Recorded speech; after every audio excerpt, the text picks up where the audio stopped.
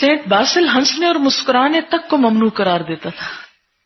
اور نبی صلی اللہ علیہ وسلم کی خصوصیت کیا تھی؟ سب سے زیادہ مسکرانے والے ہیں.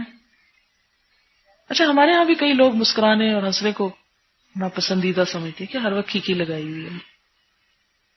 ایک اور مقام پر سینٹ جیروم کہتا ہے کہ عفت کی کلہاڑی سے، عفت یعنی پاکیزگی کی کلہاڑی سے ازدواجی تعلق کی لکڑی کو کاٹ پھینکنا سالک کا اولین کام ہے. سب سے پہلا کام اس تعلق کو ختم کرنا.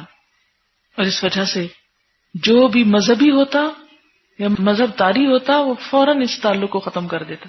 آج بھی لوگ یہی سمجھتے ہیں نا. لیکن اسلام نے کیا کہا کہ حلال اور جائز دائرے میں سب ٹھیک ہے، اور اس پر کوئی لمٹ، کوئی حد مقرر نہیں رکھی. جو بعض خود ساختہ لمٹس اور حدود لوگوں نے متعین کر رکھی ہیں، اسلام میں ان کا بھی کوئی کانسیپٹ نہیں ہے. آپ کو پتا ہے بات تو بڑی آکورڈ لگتی ہے کہنے میں، لیکن اس لیے کہہ دیتی ہوں کہ دوسری طرف اسلام کا نقطہ نظر سامنے آئے کہ ایک حدیث میں آتا ہے کہ اگر بیوی تنور پر بھی اور شوہر اس کو بلائے تو اسے شوہر کی بات سننی چاہیے. کیونکہ ہمارے ہاں بھی ہندوانہ اور عیسائی تاثرات اور اثرات سے شوہر اور بیوی کے تعلق کو ایک کتنا مکروہ تعلق سمجھا جاتا ہے کہ شادی کے بعد دونوں ایک جگہ اکٹھے بیٹھ کے کھانا نہیں کھا سکتے. کئی جگہوں پہ میں نے یہ رواج دیکھا ہے. ان کے بیڈ ساتھ ساتھ نہیں ہونے چاہیے، اس کو بے حیائی قرار دیا گیا. اور اسی طرح دوسروں کے سامنے آپس میں بات نہیں کر سکتے، ہنس نہیں سکتے، مسکرا نہیں سکتے. یہ سب خود ساختہ باتیں ہیں. اور اس کی وجہ کیا ہوتی؟ شوہر بیوی سے ہمیشہ شاکی کہ بیوی کولڈ ہے، یہ ہے اور اس قسم کی چیزیں.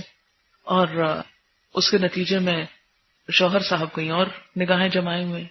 ظاہر جب اپنی بیوی کو مسکرانا حرام ہے، بات کرنا منع ہے، پاس بیٹھ کے کھا نہیں سکتی، اکیلے نہیں بیٹھ سکتے لوگوں کے سامنے، جب یہ ساری خود ساختہ پابندیاں آپ لگائیں گے عفت و پاک دامنی کے نام پر، تو ظاہر ہے کہ پھر شوہر تو اپنے لیے کچھ اور تلاش کر لیں گے. تو یہ بچپن سے لڑکیوں کے دل میں اس قسم کی خود ساختہ پاک دامنی بٹھائی جاتی. اچھا ایک اور بات، کیوں نہیں لوگ دیندار لڑکیوں سے شادی کرنا چاہتے؟ ڈرتے ہیں شادی کرنے سے. ان کو پتہ یہ شوہر کو صحیح رسپونڈ نہیں کریں گی.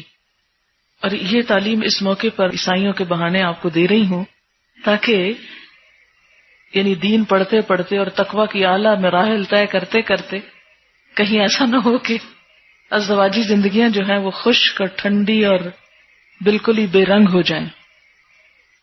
کہتے کہ پچھلے دنوں ایک ڈیورس ہوئی اس وجہ سے کہ بیوی ہر وقت قرآن اونچا اونچا پڑھتی رہتی تھی، شوہر جو تھا وہ چڑھتا تھا.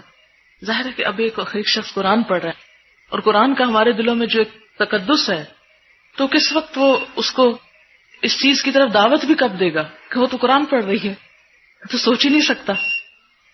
تو بعض اوقات عورتیں جب میرے پاس آتی ہمارے شوہر بالکل پسند نہیں کرتے ہم قرآن پڑھیں، بالکل پسند نہیں کرتے درس پر جائیں، تو میں سوچتی ہوں کہ بات کیا ہے، وجہ پیچھے کچھ اور ہے. یعنی ابھی تو سٹوری میں اس کی سن رہی ہے نا، اگر اس کی سنیں، بعض اوقات دونوں طرف کی سننے کا موقع ملا ہے. کہ بعض شوہر حضرات کر دیتے ہیں فون کہ یہ اور یہ کر رہی، پھر حقیقت کھلتی ہے. اس میں بہت اعتدال کی ضرورت. دیکھیں یہی تو مشکل ہے نا کہ مصلی پہ رو رہے ہیں آپ اللہ کے آگے تہجد میں، اور دوسرے لمحے آپ کچھ اور کر رہے ہیں. یہی تو تقویٰ ہے، وہ بھی تقویٰ اور یہ بھی تقویٰ. لیکن ہم سمجھتے کہ اگر تہجد پڑھیں تو بس منہ بسور لیں، روتے ہی رہیں سارا دن، پھر ہوش میں نہ آئیں، اور اگر ہنستے جا رہے ہیں تو ہنستے ہی چلے جائیں. اعتدال قائم رکھنا ہی اصل دین ہے. یہ ایک بہت اچھی بات انہوں نے کی کہ ایک اور مشکل یہ ہے کہ حضور صلی اللہ علیہ وسلم کی زندگی کا جو یہ آسپیکٹ تھا اس کو شرم کے مارے دکھایا ہی نہیں گیا، بتایا ہی نہیں گیا. اور بعض لوگوں کو یہاں تک میں نے کہتے سنا کہ حدیث کی سب کتابیں جلا دو، یہ تو فحاشی سے بھری پڑی ہیں، اور کسی کو حدیث نہ پڑھنے دو، اور کسی کو فقہ نہ پڑھنے دو، سے بڑی بے حیائی کی باتیں کی ہوئی ہیں. اور یہ ہو ہی نہیں سکتا کہ حضور صلی اللہ علیہ وسلم ایسے ہوں. ایک دفعہ ٹیلی ویژن پہ کوئی پروگرام تھا تو ان سے شروع میں ڈسکشن ہوتی ہے، تو ہم ڈسکشن کر رہے تھے تھوڑی، تو ہم نے کہا کہ دیکھیں کہ نبی صلی اللہ علیہ وسلم نے حضرت عائشہ کے ساتھ دوڑ لگی. تو نہیں گلا کاٹ دیں گے لوگ اگر آپ نے حدیث ٹیلی ویژن پہ سنائی. کیوں گلا کاٹ دیں گے؟ نہیں، ہمارے لوگ نبی صلی اللہ علیہ وسلم کا ایسا احترام کرتے ہیں، ایسا تقدس رکھتے ہیں کہ وہ یہ سوچ ہی نہیں سکتے، وہ سننا ہی نہیں چاہتے کہ نبی صلی اللہ علیہ وسلم بھی بیوی کے ساتھ کبھی دوڑ لگا سکتے ہیں. خود سوچیں کہ ہمارا میڈیا اس رخ کو، ویسے دنیا بھر کی فحاشی جائز ہے، لیکن اس حد تک بھی تفریح. ہم نے 3rd بیچ میں 2 لیکچر اس پہ رکھوائے تھے ڈاکٹر غازی رنیس کا، اسلام میں تفریح کا تصور، تاکہ کہیں ایسا نہ ہو کہ یہ آخری سپاروں کی صورتیں پڑھتے پڑھتے اتنے اللہ والیاں ہو جائیں کہ شادیوں سے جا انکار کریں گھروں میں. اچھا، ہمارے یہاں مشکل یہ کہ جو آپ کی سیرت کی جو کتابیں چھپی ہوئی ہیں نا، ان میں بھی اس پہلو کو شجر ممنوع سمجھتے، حرام سمجھتے، نہیں بات ہی نہیں کرنی. تقدس تقدس، اور یہ کہاں سے آیا تقدس؟ یہ جنہوں نے تجرد کو تقدس سمجھا. خیر،